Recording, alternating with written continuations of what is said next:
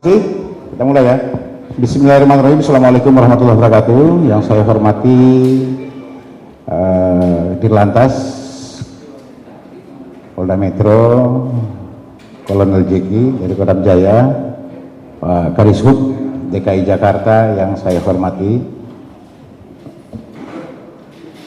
Selamat pagi untuk rekan-rekan media. Tetap kita gunakan di sini adalah physical distancing. Jadi cuma alat saja yang ada, dan kami juga melakukan streaming di IG humas.pmj. Ya, silakan yang ada yang mau melihat langsung. Pagi ini kita akan melaksanakan rilis. Kami bersama-sama di sini akan menyampaikan teknis di lapangan yang menyangkut dengan domain kami masing-masing, ya, baik itu dari Polda Metro, dari Kodam Jaya maupun juga dari Disub. Karena banyak teman-teman media bertanya dengan diberlakukannya PSBB berdasarkan peraturan Gubernur nomor 33 tahun 2020 tentang pelaksanaan pembatasan sosial berskala besar yang diberlakukan mulai hari ini jam 00.00 tadi pagi. Ya, jadi PSBB di Jakarta diberlakukan mulai hari ini tanggal 10 April sampai dengan tanggal 23 April nanti selama 14 hari ke depan. Dan apakah kemungkinan akan diperpanjang nanti melihat dari situasional yang ada. Ya, ini semuanya dalam rangka penanganan coronavirus, ya, virus corona atau COVID-19 yang sudah semakin marak dan merebak khususnya di DKI Jakarta. Sampai dengan hari ini saya mengingatkan lagi teman-teman semua betul bahwa ada beberapa pembatasan di dalam peraturan Gubernur DKI Jakarta sebagai ketua gugus tugas. Poin yang paling krusial yang banyak ditanyakan oleh teman-teman daripada media adalah poin pembatasan moda transportasi dan juga pembatasan kegiatan di tempat umum atau fasilitas umum, ya, yang memang selama ini kami polisi, TNI dan juga pemerintah daerah sejak diturunkannya maklumat Kapolri nomor 2 tahun bulan 3 2020 tanggal 19 Maret yang lalu, kegiatan ini terus kita lakukan, ya. Opsi PSBB sudah diturunkan oleh pemerintah, tapi kegiatan physical distancing, jaga jarak terus kita sosialisasikan. Ya, ini saya kaitkan dengan pembatasan kegiatan di tempat umum atau fasilitas umum, bahwa memang TNI Polri sudah terus secara masif kita lakukan patroli skala besar yang kita lakukan, ya, secara bersama-sama serempak mulai dari pagi, siang, sore, malam, dimanapun tempat yang ada berkumpul minimal 5 orang di sana itu akan kami bubarkan dengan cara persuasif dan humanis. Tujuannya apa? Adalah tujuan untuk memutuskan mata rantai penyebaran. Bahkan kami gongkan semuanya melalui media mainstream, teman-teman semua media sosial yang ada. Juga kami turun-turun memberikan preemptif himbauan-himbauan kepada masyarakat, ya, bahwa tolong jaga jarak. Ini adalah upaya paling ampuh, physical distancing ini adalah yang paling ampuh untuk memutus mata rantai penularan COVID-19 yang ada di Indonesia, khususnya di Jakarta ini. Dan ini terus kita lakukan. Ya, kami tidak akan masif. Dengan diberlakukannya PSBB di Jakarta sini, diharapkan ketegasan pertama dari aparat untuk kepada masyarakat, dan juga kita mengharapkan masyarakat untuk sadar bahwa memang interaksi di tempat umum, ya, dengan tidak ada jarak itu bisa membahayakan terjadi penularan. Makanya inilah upaya yang kita lakukan, ya, dari TNI Polri, pemerintah daerah terus kita menghimbau, ya, kegiatan kita laksanakan sampai tadi malam pun masih kita bersinergi patroli dengan skala besar, preemptif himbauan kita kedepankan dalam hal ini preventif pencegahan. Untuk penegakan hukum bagi kami adalah opsi yang terakhir, apalagi dengan diberlakukannya PSBB sekarang di DKI Jakarta ini ada di pasal 27, ya, ada aturan hukum sanksi yang bisa diterapkan kepada masyarakat yang tidak patuh, ya, tidak patuh terhadap pembatasan sosial berskala besar ini. di Undang-Undang Nomor 6 Tahun 2018 tentang karantina kesehatan, pasal 93 junto pasal 9 di Undang-Undang Nomor 6 2018, ya. Media sekalian, ada 6 pembatasan di dalam PSBB ini. Salah satu pembatasannya adalah pembatasan moda transportasi.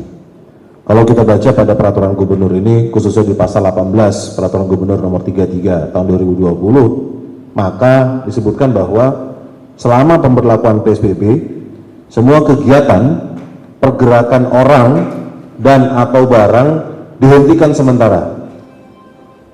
Kecuali, nah ada pengecualiannya. Yang pertama adalah untuk pemenuhan kebutuhan pokok, dan yang kedua adalah untuk melaksanakan kegiatan yang diperbolehkan selama pemberlakuan PSBB. Apa kegiatan yang diperbolehkan selama pemberlakuan PSBB?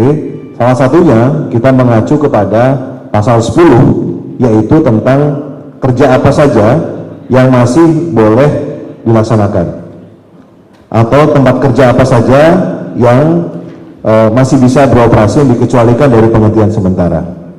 Pasal 10 menyatakan bahwa tempat-tempat yang tempat kerja masih boleh buka adalah seluruh kantor instansi pemerintah, baik pusat maupun daerah, kemudian kantor perwakilan negara asing dalam menjalankan fungsi diplomatik, kemudian yang ketiga, badan usaha milik negara atau badan usaha milik daerah yang memang bertanggung jawab dalam penanganan COVID-19 maupun dalam pemenuhan kebutuhan pokok.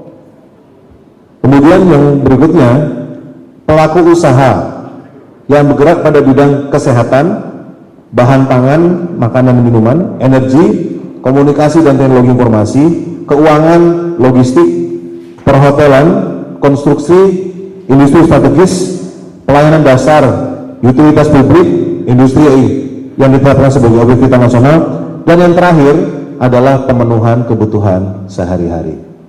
Artinya apabila ada pergerakan orang yang menuju ke tempat kerja di ke-11 poin ini, maka tentu itu masih diperbolehkan. Namun dalam bepergian tersebut ada pembatasan-pembatasan moda transportasi. Sebagaimana tadi telah disampaikan di dalam pasal 18 Pergub ini, bahwa yang pertama, untuk kendaraan mobil penumpang pribadi itu dibatasi jumlah maksimalnya hanya 50%. Artinya untuk mobil pribadi yang 7-seater atau 7 kursi kayak Innova, Avanza, Xenia dan sebagainya, itu 50%, karena penumpangnya 7 berarti penumpang yang diperbolehkan adalah 4 orang. Kemudian untuk mobil yang 5-seater seperti sedan yang kapasitasnya 5 orang itu diperbolehkan 3 orang. Nah, kemudian mengacu kepada ini juga disebutkan di dalam pasal 18 ayat 5, maka penggunaan sepeda motor pribadi untuk berboncengan itu masih diperbolehkan, asalkan baik pengguna maupun yang dibonceng itu semuanya wajib menggunakan masker serta sarung tangan. Tambahan untuk mobil penumpang pribadi itu juga semuanya wajib menggunakan masker di dalam kendaraan. Jadi ketika dia berkendara, baik driver maupun penumpang semuanya wajib menggunakan masker. Di dalam ketentuan ini juga, di dalam pasal 18 ayat 6 disebutkan bahwa angkutan roda 2 yang berbasis aplikasi dibatasi penggunaannya hanya untuk pengangkutan barang. Kemudian juga angkutan umum itu juga dibatasi hanya maksimal 50%, juga dibatasi jam operasionalnya sesuai dengan pengaturan pemerintah Provinsi DKI Jakarta. Untuk mengawasi itu semua, maka kami bergabung bersama Dinas Perhubungan sudah membangun atau membuat 33 checkpoint di seluruh Jakarta, terutama di pintu-pintu masuk Jakarta seperti di Kalideres, Ciputat, kemudian di Jakarta Timur, di Caman, kemudian ada juga di Kembangan, dan beberapa titik lainnya, termasuk di terminal Pulau Gebang, Kampung Rambutan, Kalideres, Tanjung Priuk, Senen, termasuk juga di gerbang tol. Ada 5 gerbang tol yang menjadi checkpoint untuk pelaksanaan pembatasan moda transportasi ini di Jakarta. Nah, kemudian tentang bagaimana pengaturannya, bagaimana tempat duduknya, 1 supir, 2 di belakang dan sebagainya, tentu nanti akan ada turunannya dari aturan ini, termasuk pembatasan jam operasional dari angkutan umum yang berada di Jakarta. Tentu ini ada aturan turunannya dari Pergub ini yang nanti akan dibuat oleh Dinas Perhubungan. Saya rasa itu sementara yang kami sampaikan dari jajaran di Lantas Polda Metro Jaya.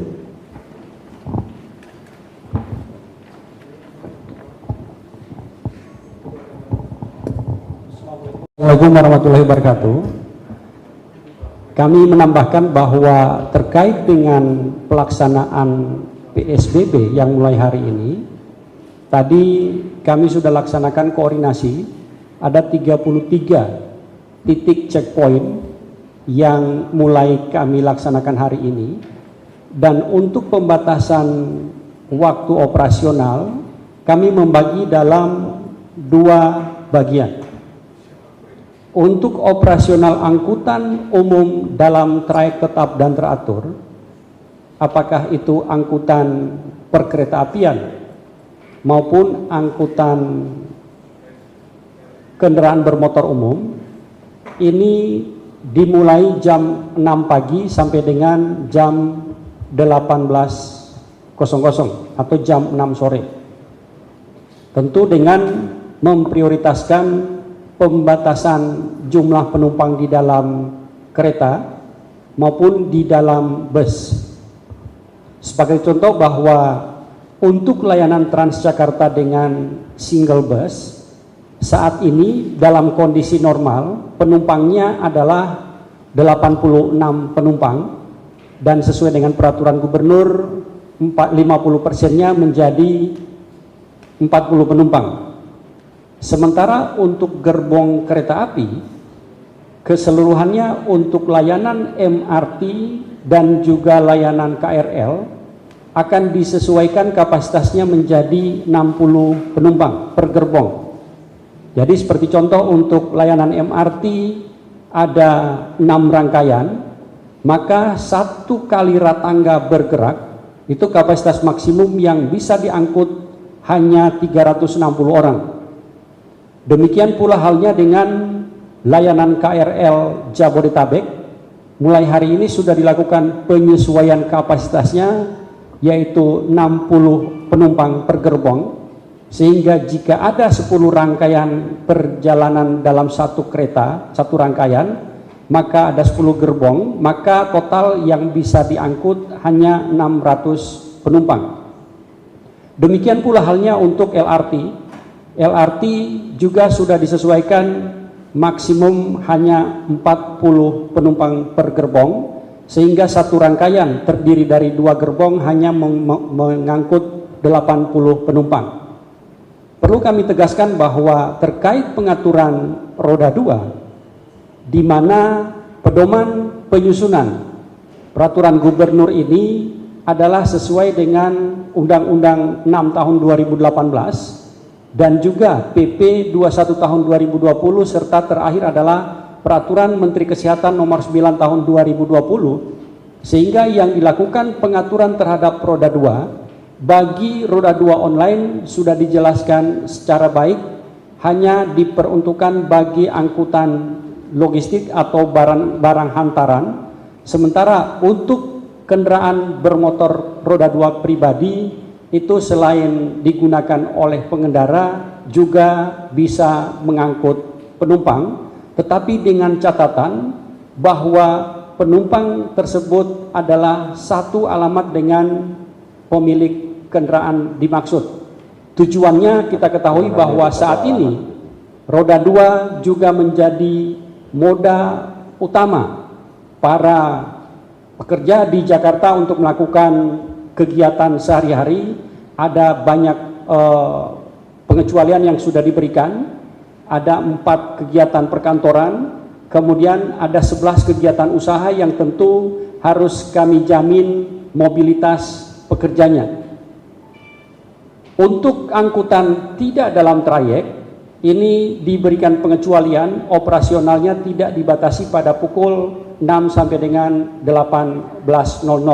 Barangkali demikian tambahan dari saya dan terima kasih.